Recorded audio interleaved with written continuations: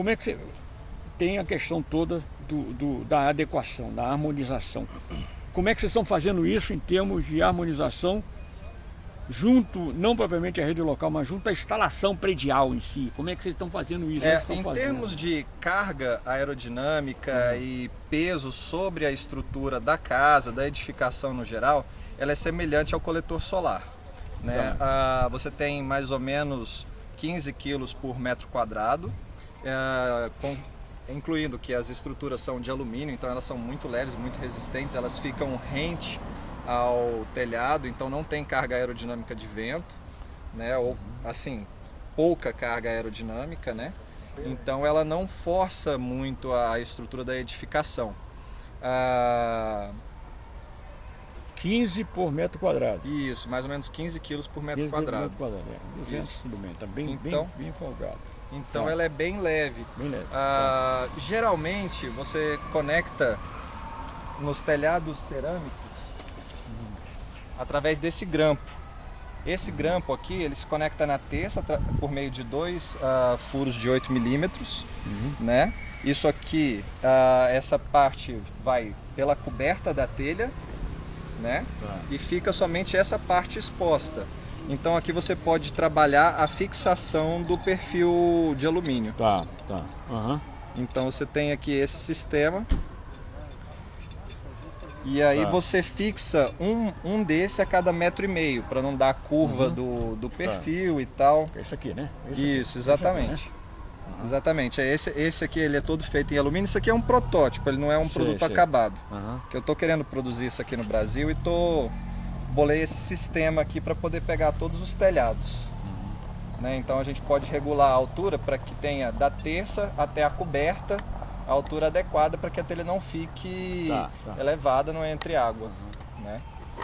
Então isso aqui ele é simples nesse sentido. O material que você usa aqui, o material utilizado efetivamente, tudo bem, isso aqui é alumínio, né? Agora esse material aqui, qual a especificação desse material para que ele realmente ele vai absorver e vai passar para o filamento, né? Ele passa pelo filamento. Cada quadradinho azul aqui é uma célula fotovoltaica. A célula fotovoltaica, ela sempre tem uma tensão de 0,5 volts e a corrente que ela gera é proporcional ao tamanho da célula e à radiação incidente. Aqui você tem um sanduíche de pouco mais de 5 milímetros, que consiste num vidro de alta penetração para que a radiação chegue na célula, um vidro de 3 milímetros, resistente a impactos, a granizo, com testes de pressão. Você tem EVA, as células, outra folha de EVA e Tedlar por baixo. E isso é termoprensado, né? Formando uma camada que... Bem quente mesmo, hein? No caso aqui ele está quente porque está acontecendo um efeito fotovoltaico aqui dentro da célula. Então nós estamos aqui a 30 graus, a célula aqui na junção PN dela, que é onde acontece a mágica, deve estar nos 70 graus. Então você não consegue encostar aqui durante muito tempo, né? E aí esse módulo ele produz energia em corrente contínua.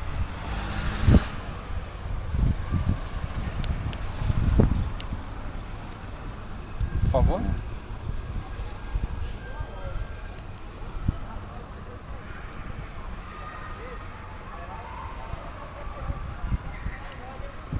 Olha lá, ele produz 32,6 volts em corrente contínua. E aí você tem o microinversor, que é responsável pela transformação da corrente contínua em corrente alternada. No caso pode ser um microinversor ou um inversor centralizado. A diferença é que esse aqui pega um microinversor para cada módulo, e o inversor central você tem vários módulos conectados em série ou também em paralelo, né? E a função básica é transformar a corrente contínua em corrente alternada de modo que ela possa ser usada na rede.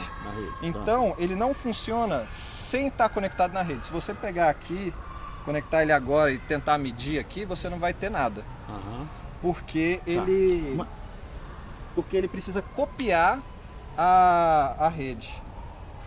Aí é que está o grande questionamento exatamente aí. E nessa conexão para a rede, como é que fica em termos de economia ou de neutralização daquela energia? Como é que é feito isso? Isso. Então aqui, para você ver que ele está gerando, né? Ele diz que tem energia fotovoltaica sendo gerada, né? Mas se você vier aqui e tentar ler, pode colocar aqui, vamos colocar aqui no chão. Aqui.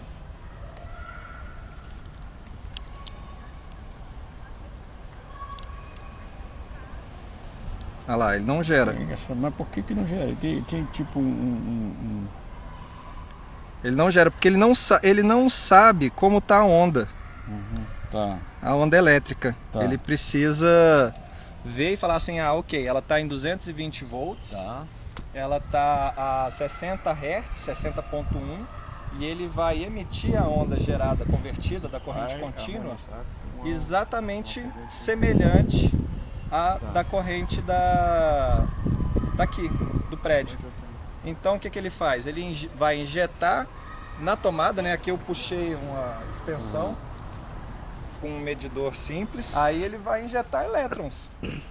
Da mesma forma que você está puxando elétrons da concessionária, ele está injetando elétrons. E aí ele cai na ligação e vai para o computador. Nessa ida nesse encaminhamento dos elétrons, você está, digamos assim, não desligando, mas não utilizando aquela energia que é, entendeu? Não haver conflito, porque realmente vai se somar.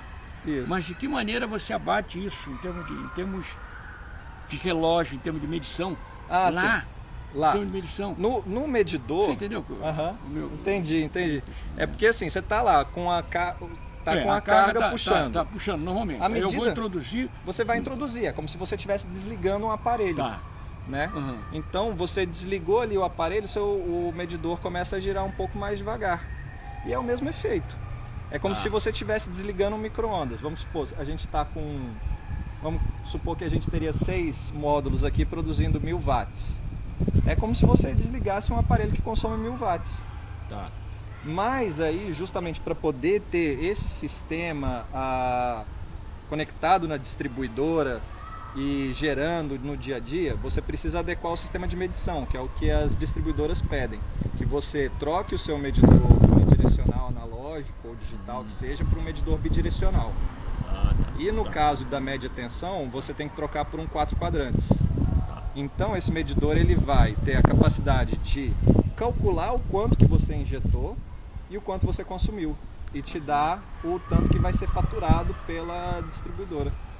Eu não sei se ninguém perguntou para o senhor, talvez eu não ouvi perguntando, com relação aos tempos chuvosos, invernadas, chuvas invernadas.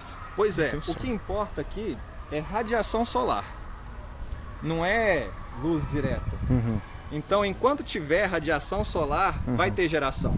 Claro, quanto mais direto for a radiação solar, quanto melhor a incidência, melhor o rendimento, mais potência está sendo gerada. Entendi. Mas se você tem em conta de que, por exemplo, nesse momento que a gente está aqui com o sol rachando aqui nas nossas cabeças, 40, 30. Você tem 30% de radiação difusa e 70% de radiação direta. Essa radiação difusa é isso, aqui está sendo refletida por essa parede branca, metálica, ou pelas próprias nuvens que trazem, ou por um lago, ou por uma casa, ou pelas folhas, pelo próprio efeito do albedo, né?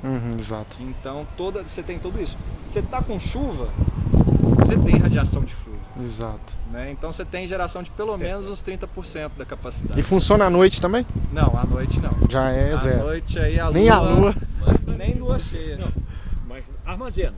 Baterias? Não, ele não armazena. Mas, poxa, qual a diferença? Porque o aquecedor solar direto, ele armazena, né? Tem uma capacidade de armazenamento. O aquecedor, ele armazena em baterias. Em bateria, mesmo que ele armazene em bateria, mas ele armazena. Não, o aquecedor de água, ele armazena em forma de energia térmica. Dentro de um reservatório. Ele mantém ele aquece e mantém aquecido. E mantém aquecido porque ele tem ali dentro uma garrafa térmica.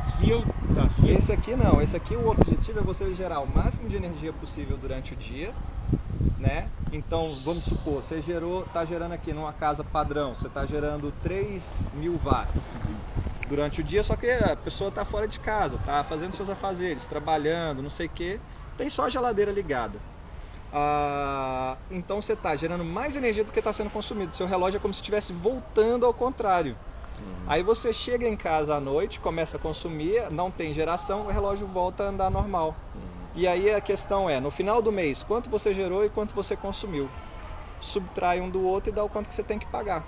Lembrando que você tem que continuar com a tarifa de conexão mínima, que dependendo se é monofásico, bifásico, trifásico, são 30, 50 ou 100 kW que você tem que continuar pagando, né?